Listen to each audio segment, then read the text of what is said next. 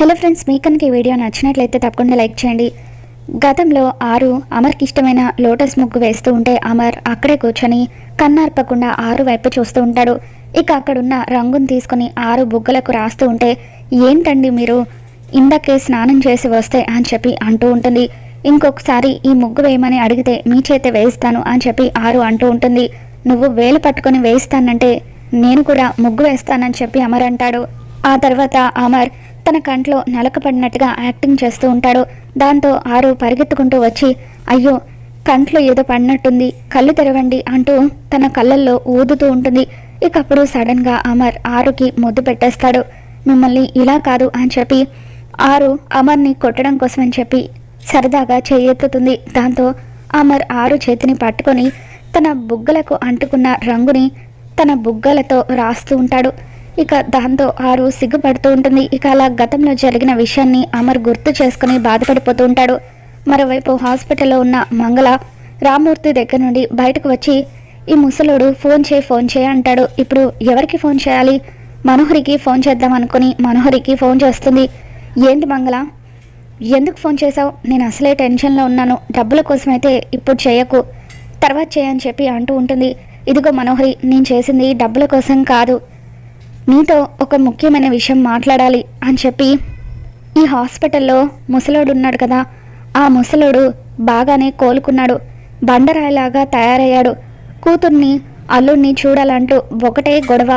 ఉదయం నుండి ఫోన్ చేయమంటుంటే ఏం చేయాలో తెలియక ముందు నీకే ఫోన్ చేస్తున్నాను అని చెప్పి మంగళ అంటూ ఉంటుంది. ఇన్నాళ్లకు మంచి శుభవార్త చెప్పడానికి ఫోన్ చేశావు.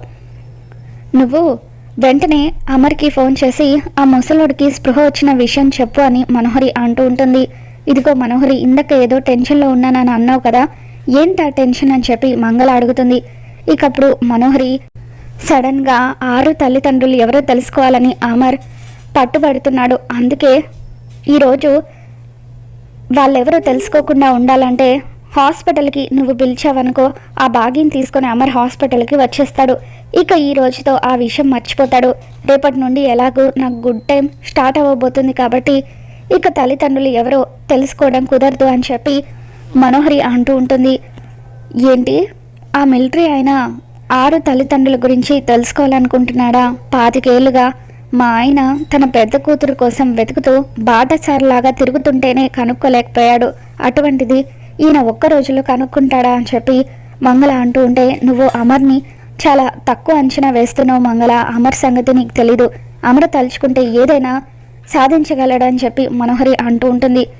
మరి అలా అయితే ఇన్ని రోజులుగా ఆయన భార్యను చంపింది నువ్వే కదా, మరి నిన్ను పట్టుకోలేకపోయాడు కదా అని చెప్పి అంటూ ఉంటే, అప్పుడు మనోహరి, నా అదృష్టం బాగుండబట్టి నేను బతికిపోయాను. నేను కాకుండా వేరే ఇంకెవరైనా నా స్థానంలో ఉండుంటే ఈ పాటికి వాళ్ళకి అమర్ శిక్ష వేయించి ఉండేవాడు. అమర్కి నా మీద అనుమానం రావట్లేదు కాబట్టే నేను తప్పించుకోగలుగుతున్నాను అని చెప్పి మనోహరి అంటూ ఉంటుంది. ఇదిగో మనోహరి, నాకు ఇంకొక డౌట్ కూడా వచ్చింది. అదేంటంటే, సరస్వతి మేడం కూడా ఈ హాస్పిటల్లోనే ఉంది కదా, మరి ఒకవేళ ఆవిడకి పొరపాటున స్పృహ వచ్చేస్తే ఎలా అని చెప్పి అంటూ ఉంటే, ఇక అప్పుడు మనోహరి, కోమాలో ఉన్నంత వరకే అది ప్రాణాలతో ఉంటుంది. ఒక్కసారి అది కోమల నుండి బయటకు వస్తే దాన్ని నేను ప్రాణాలతో ఉండనివ్వను, చంపేస్తానని మనోహరి అంటూ ఉంటుంది. పదే పదే అలా చంపేస్తానని అనకు మనోహరి, నాకే కంగారుగా ఉంది అని చెప్పి అంటూ ఉంటే, సరే సరే, నువ్వు ముందైతే అమర్కి ఫోన్ చేయి, ఆ ముసలుడికి స్పృహ వచ్చిందని చెప్పి బాగిని తీసుకుని అర్జెంటుగా హాస్పిటల్కి వచ్చేయమని చెప్పు అని మనోహరి అంటూ ఉంటుంది. ఇక దాంతో మంగళ ఫోన్ పెట్టేసి ఈ మనోహరితో జాగ్రత్తగా ఉండడం నయం, పదే పదే చంపేస్తాను అంటూ ఉంటే నన్ను కూడా అలాగే చంపేస్తుందేమోనని భయంగా ఉందని చెప్పి ఇక అలా మంగళ అనుకుంటూ ఉంటుంది. మరోవైపు అమర్ ముగ్గుని అలా చూస్తూ ఉంటాడు. ఇక దాంతో బాగి అమర్ ముగ్గు బాగుందని కాంప్లిమెంట్ ఇస్తాడేమోనని చెప్పి ఇక అలాగే సిగ్గుపడుతూ పక్కనే నిలబడి ఉంటుంది. ఏమండి, ఈ ముగ్గు నేనే వేశాను, మీకు ఈ ముగ్గు అంటే ఇష్టమట కదా అని చెప్పి అంటూ ఉంటే, నాకు ఈ ముగ్గు ఇష్టమని నీతో ఎవరు చెప్పారు? ఆరుకి తప్ప నాకు ఈ ముగ్గు ఇష్టమని ఎవరికి తెలియదే అని చెప్పి అమర్ అంటూ ఉంటాడు.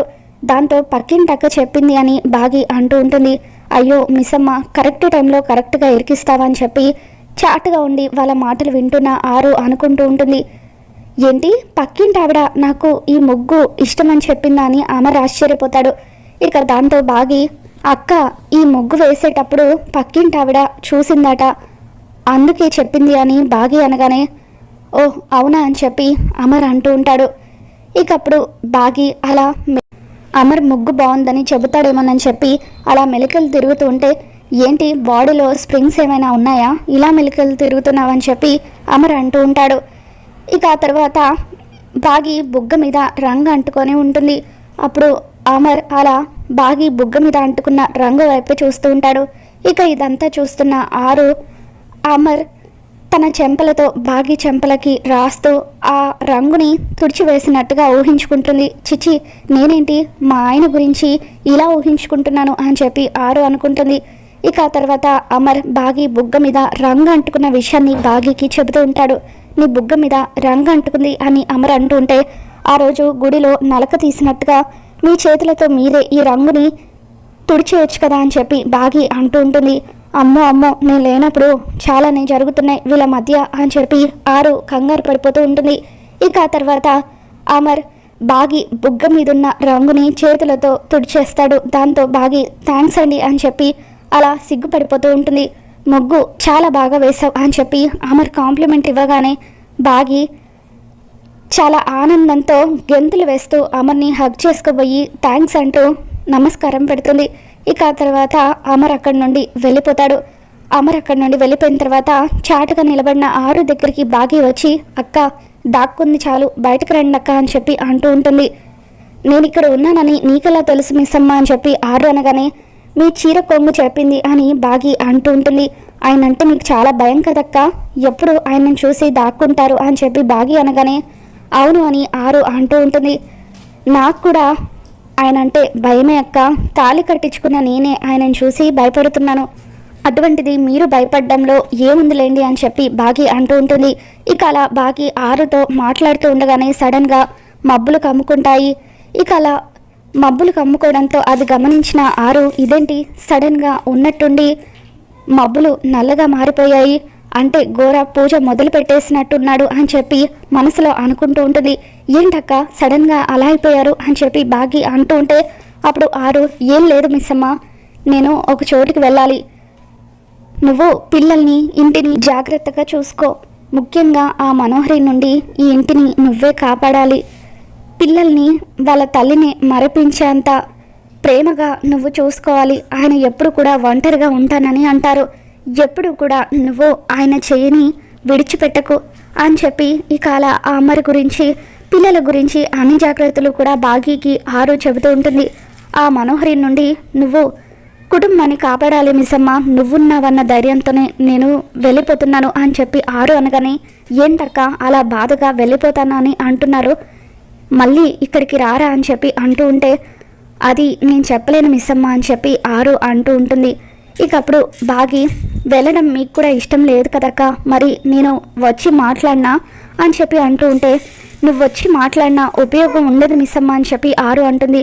అక్క దూరంగా వెళ్ళిపోతానని అంటున్నారు, మిమ్మల్ని ఒక్కసారి గట్టిగా హగ్ చేసుకోవాలని ఉంది అని చెప్పి బాగి అంటూ ఉంటే, నువ్వు అలా చేస్తే నేను ఎప్పటికీ వెళ్ళిపోవడం కుదరదేమో మిస్సమ్మ అని చెప్పి ఆరు అంటూ ఉంటుంది. ఇక ఆ తర్వాత ఆరు అలా అన్ని బాధ్యతలు బాగికి అప్పగించి బాధగా అలా నడుచుకుంటూ దూరంగా వచ్చేస్తూ ఉంటుంది. మరోవైపు ఘోర పూజలు మొదలు పెట్టేస్తాడు. ఆరు అస్థికలను ఒక దగ్గర పెట్టి ఇక అలా సంతోషంగా వికృతంగా నవ్వుతూ పూజలు చేస్తూ, దేవా ఇప్పటి వరకు అన్ని విషయాల్లో నువ్వు నాకు అండగా ఉన్నావు, ఇప్పుడు ఈ ఆత్మ అస్థికలతో శక్తులను సొంతం చేసుకోవడంలో కూడా నువ్వు నాకు తోడుగా ఉండాలి అని చెప్పి అలా ఘోర, కొద్దిసేపట్లో నేను ఈ లోకానికి అధిపతిని కాబోతున్నాను, ఈ ఆత్మ ద్వారా నాకు శక్తులు లభించబోతున్నాయని చెప్పి ఘోర సంతోషపడిపోతూ ఉంటే, అప్పుడే సంతోషపడకు ఘోర, ప్రతి పూజకు ఒక పద్ధతి ఉంటుంది, ఈ పూజను నువ్వు ఈ రోజు కాకుండా నవమి రోజు చేసినట్లయితే అప్పుడు నీకు శక్తులు ఖచ్చితంగా లభిస్తాయి, మరొక 3 రోజుల్లో నవమి రాబోతుంది, ఆ రోజు నువ్వు ఈ పూజ చేసినట్లయితే అప్పుడు నీకు శక్తులు సంపూర్ణంగా లభిస్తాయని చెప్పి అలా దేవ అంటూ ఉంటాడు. అలాగే దేవా, నువ్వు చెప్పావు కాబట్టి మరొక 3 రోజుల పాటు నా ప్రాణాలను అడ్డు పెట్టైనా సరే ఈ ఆత్మ అస్థికలను కాపాడుకుంటానని చెప్పి గోరా అంటూ ఉంటాడు.